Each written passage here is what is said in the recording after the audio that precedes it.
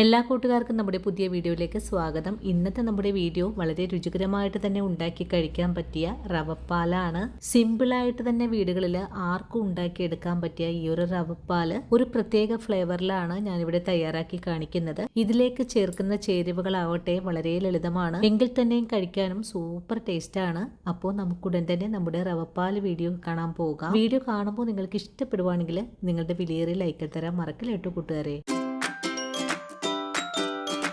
ഇനി നമുക്ക് റവപ്പാല് തയ്യാറാക്കാൻ തുടങ്ങാം. ഇതിനായിട്ടൊരു പാത്രം അടുപ്പിലേക്ക് വെച്ച് കൊടുത്തിട്ടുണ്ട്. പാത്രം ഒന്ന് ചൂടായി വരട്ടെ. അങ്ങനെ നമ്മുടെ പാത്രം ഇവിടെ ചൂടായി വന്നിട്ടുണ്ട്. ഇനി നമുക്കിതിലേക്ക് കുറച്ച് നെയ്യ് ചേർക്കാം. ഞാനിവിടെ 1 ടേബിൾ സ്പൂൺ അളവിൽ നെയ്യ് ചേർക്കുന്നുണ്ട്. നെയ്യ് ചൂടായി വന്നു കഴിഞ്ഞാൽ കുറച്ച് കാഷ്യൂസും കുറച്ച് റൈസിൻസും നമുക്കിതൊന്ന് ഫ്രൈ ചെയ്തെടുക്കണം. അതിന് മുമ്പായിട്ട് തന്നെ നമുക്കിതൊന്ന് കഴുകിയെടുത്തിട്ട് വരാം. ഇനി നമുക്ക് കഴുകിയെടുത്തിട്ടുള്ള കാഷ്യൂസും റൈസിൻസും നെയ്യിലേക്ക് ചേർക്കാം.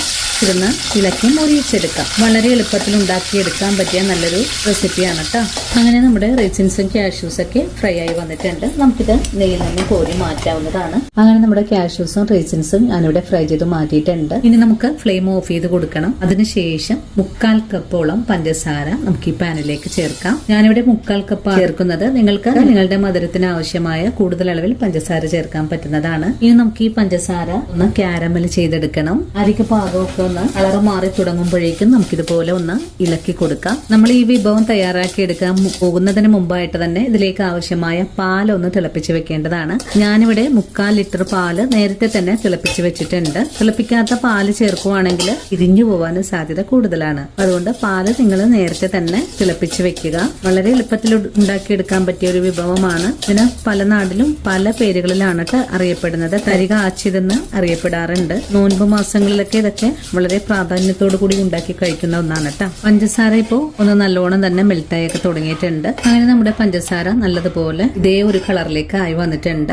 നമുക്കിതിലേക്ക് 1/2 കപ്പ് വെള്ളം ഒഴിച്ചു കൊടുക്കാം. ഉരുക്കിയെടുത്ത പഞ്ചസാരയിലേക്ക് വെള്ളം ഒഴിച്ചു കൊടുക്കുമ്പോൾ നല്ല പോലെ ഇങ്ങനെ ഇതെല്ലാം കൂടെ കട്ടിയായി വരും. അതുപോലെ നല്ല സ്വരമൊക്കെ വരും കേട്ടോ. അപ്പൊ നിങ്ങൾ പേടിക്കൊന്നും ചെയ്യരുത്. നിങ്ങൾ എടുക്കുമ്പോൾ ഒരു വലിയ സ്പൂൺ എടുത്താൽ മതിയാകും. ഞാനിപ്പോ ചെറിയ സ്പൂണാണ് എടുത്തിട്ടുള്ളത്. പഞ്ചസാര മുഴുവനും തന്നെ വെള്ളത്തിലേക്കൊന്ന് ലയിച്ചു കിട്ടണം. അതുവരെയും നമുക്കൊന്ന് ഇളക്കി കൊടുക്കണം.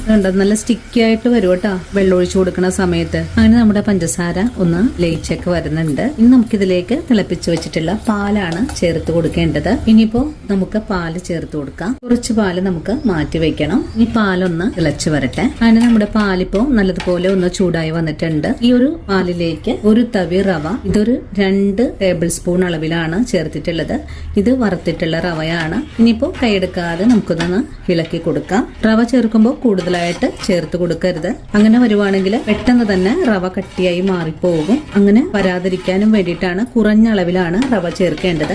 ഇപ്പൊ റവ നല്ലപോലെ ഒന്ന് വെന്ത് കുറുകി കിട്ടണം. അതുവരെയും നമുക്കൊന്ന് ഇളക്കി കൊടുക്കാം. ഇപ്പോൾ നമ്മുടെ റവയും പാലും ഒക്കെ നല്ലതുപോലെ ഒന്ന് ചൂടായി തുടങ്ങിയിട്ടുണ്ട്. ഈ ഒരു സമയത്ത് റവ ഒന്ന് കട്ടിയായി തുടങ്ങിയിട്ടുമുണ്ട്. ഇപ്പോൾ നമ്മുടെ പാല് നല്ലതുപോലെ ഒന്ന് തിളച്ചു തുടങ്ങിയിട്ടുണ്ട്. ഇനി ഫ്ലെയിം ഒന്ന് കുറച്ച് വെച്ച് കൊടുത്തിട്ട് നല്ലവണ്ണം തന്നെ ഒന്ന് വെട്ടി തിളപ്പിച്ചെടുക്കാം. ചെറിയ തീയിലിരുന്ന് ഒരു 5 മിനിറ്റ് നേരം നമുക്കൊന്ന് തിളപ്പിച്ചെടുക്കണം. ഈ ഒരു സമയത്ത് നമ്മൾ നേരത്തെ മാറ്റിവെച്ച പാല് ഒന്നുകൂടെ ചൂടാക്കി വെക്കാം.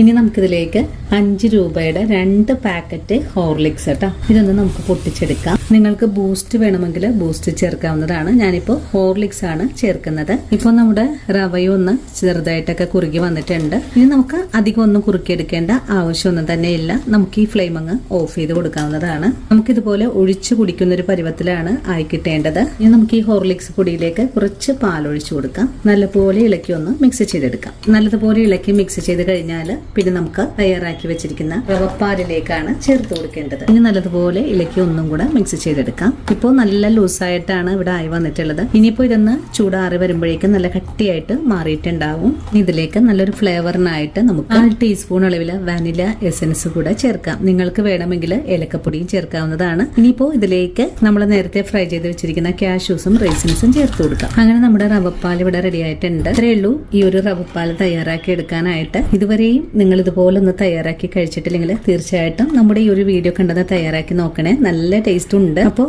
നമുക്കിത് ഇനി ഒരു സെർവിംഗ് ഗ്ലാസ്സിലേക്ക് കൂടെ മാറ്റാം. അപ്പോൾ ഇന്നത്തെ നമ്മുടെ വീഡിയോയും ഇത്രയേ ഉള്ളൂ. ഈ ഒരു വീഡിയോയും കണ്ടിട്ട് എല്ലാ കൂട്ടുകാരും വീടുകളിൽ തയ്യാറാക്കി നോക്കണം. നല്ല സ്വാദാണ് കഴിക്കാനായിട്ടും ഉണ്ടാക്കിയെടുക്കാനാണെങ്കിലും വളരെ എളുപ്പവുമാണ്. അപ്പോൾ ഇനിയും നല്ലൊരു വീഡിയോ ആയിട്ട് നാളെ കാണാം. അതുവരെ ഒത്തിരി സ്നേഹത്തോടു കൂടി തന്നെ വീണ്ടും കാത്തിരിക്കുക.